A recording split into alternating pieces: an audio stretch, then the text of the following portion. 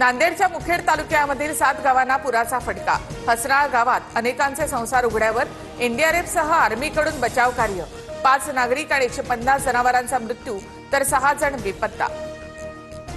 हिंगोलीमध्ये 96 तासानंतर 8 शेतमजुरांची पुराच्या पाण्यातून सुटका झालेल्यांमध्ये 5 पुरुष, 1 महिलेसह 2 बालकांचाही समावेश। साताऱ्याच्या वाईमधील धोम धरण पाणलोट क्षेत्रामध्ये पाण्याची आवक वाढली। कृष्णा नदीमध्ये 5 वक्र दरवाजांमधून पाण्याचा विसर्ग।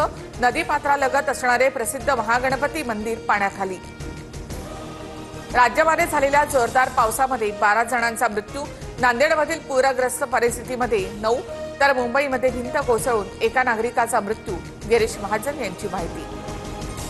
पुणे, कराड, परळीमधील धरणांच्या पाणलोट क्षेत्रामध्ये पावसाची संततधार सुरूच। खेड तालुक्यामधील चासकमान धरण 100% भरलं। कोयना धरणाचे 6 दरवाजे उघडले तर परळीमधील नागपूर धरण हे ओव्हरफ्लो।